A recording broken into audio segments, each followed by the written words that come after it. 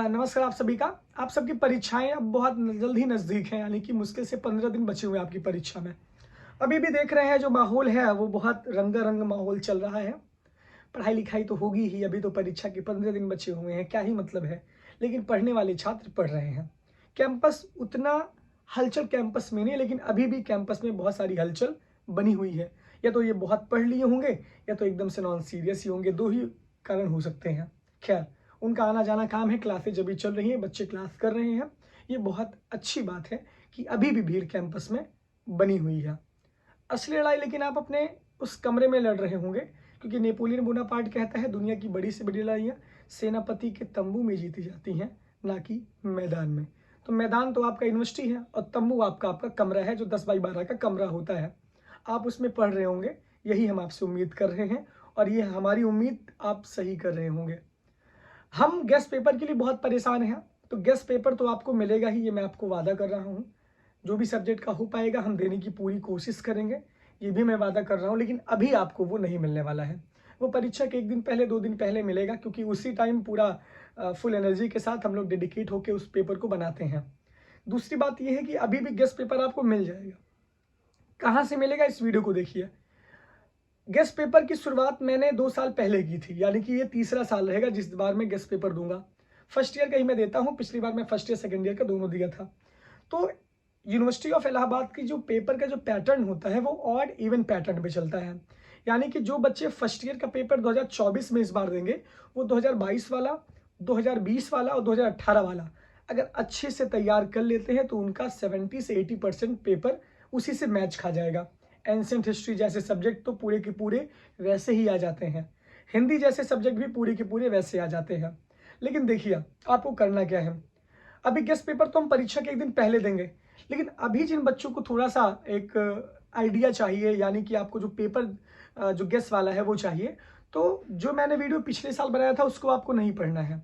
इसके पहले के जो वीडियो, यानी कि 1 साल पहले के जो वीडियो मैंने बनाए थे, यानी कि 2022 बैच वाले बच्चों के लिए जो मैंने वीडियो बनाए थे वही आप देख सकते हैं।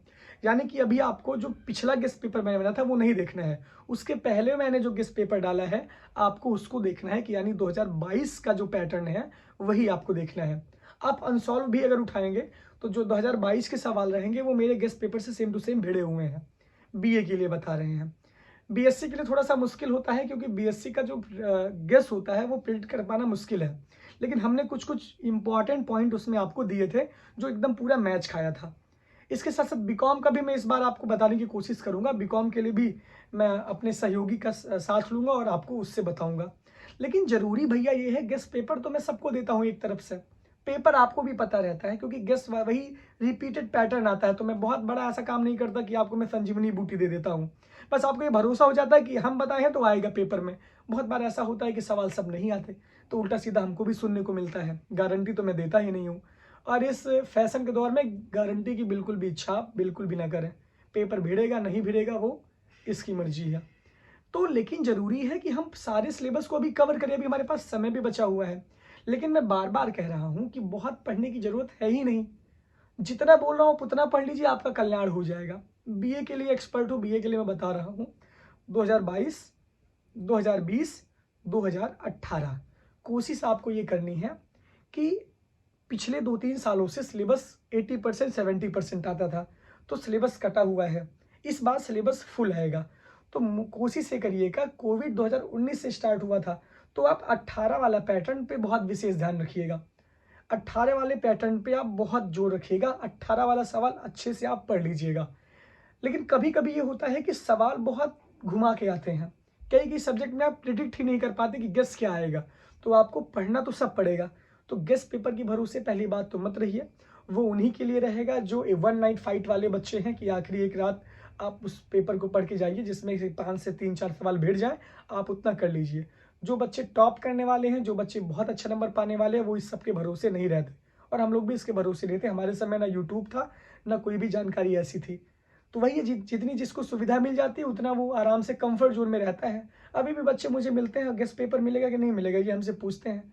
तो भैया यूपीएससी करने आप आए हैं, यूपीपीएससी करने आप आए हैं, और गेस्ट पेपर डी कुमार के भरोसे आप बैठे हुए हैं। आप अपने स्तर को खुद ही भांपिए, ये सोचने का विषय है। लेकिन सोचने के साथ साथ अभी करने का भी विषय है कि हम अभी अपनी तैयारी को करें। अनसॉल्व उठाइए, बहुत कुछ नहीं करना है। 18, 20 और 22 ये तीनों साल के सवाल पढ़ डालिए। बहुत ज़्यादा अगर पढ़ना है तो 18, 19 पढ़ डालिए या 22, 23 पढ़ डालिए। पिछले साल वाले पेपर भी कुछ आ जाएंगे, लेकिन कोशिश करिए 18, 20 और 22 में मिला जुला कर आप पढ़ लीजिए। कॉन्सेप्ट आपका क्लियर होना चाहिए। कॉन्सेप्ट अगर आपका क्लियर होगा तो कोई भी सवाल घुमा कर आएगा, आप उस सवाल का जवाब दे सकते हैं। आलोचनात्मक परीक्षण करिए। कोई भी सवाल लिखिए तो आलोचनात्मक परीक्षण करके लिखिए। आंसर राइटिंग पे विशेष ध्यान दीजिए। मैं बार बार कह रहा हूँ कि आप लिख नहीं रहे हैं, और लिखेंगे नहीं तो बैठ के रोएंगे। सादी कॉपी में पेपर होगा, समय 3 घंटे रहेगा, उसमें आप सारे सवाल के जवाब लिख ही नहीं पाएंगे। तो लिखने की प्रैक्टिस करिए, लिखने से बिल्कुल भागिए। आप पढ़ रहे होंगे तो आपको ये लग रहा होगा कि हमको याद ही नहीं हो रहा है, तो याद होगा भैया। 1 बार लिखिए, 2 बार लिखिए, 10 बार लिखिए, वही चीजें देख देख लिखिए, आपको याद होगा। ऐसा तो है नहीं कि आप आर्यभट्ट वराहमिहिर के वंशज हैं कि आपको एक ही बार में सब कंठस्थ हो जाएगा। वो दूसरी दुनिया से आए हुए लोग हैं, वगांडा वगांडा के वंशज हैं, जो पढ़ते ही नहीं उनको याद हो जाता है। वो लेटे लेटे बिस्तर के अंदर पढ़ता। अभी ठंडी है प्रयागराज में, तो रजाई के अंदर घुस के आराम से शयन यान में विष्णु भगवान की मुद्रा में वो लेटे रहते हैं। लेट की किताब ऐसे खुली रहती है, ऐसे पढ़ते रहते हैं। तो वो सब दूसरे ग्रह से आए हुए हैं। वो जितना पढ़ते हैं उतना भूलते जाते हैं, और वही सब मामला लटके, क्योंकि लिखते तो वो है नहीं, वो सिर्फ अध्ययन कर रहे हैं। उनका विराट अध्ययन चल रहा है, क्योंकि सबसे अच्छे एस्पिरेंट वही हैं। लिखने पे बहुत विशेष ध्यान दीजिए। राइटिंग बनाइए। स्पीड जब आपकी बढ़ेगी, राइटिंग आपकी खराब जरूर होगी, तो उस पर भी बहुत इंप्रूव करना है। टाइमिंग सेटअप करिए, एक सवाल का जवाब लिख के देखिए। ये सब सारी चीज़ें आपको करनी है, ये हमारे बताने से आप नहीं करेंगे। इतना बहुत साथ हो गया भैया, लेकिन आप कुछ अब खुद से भी करिए।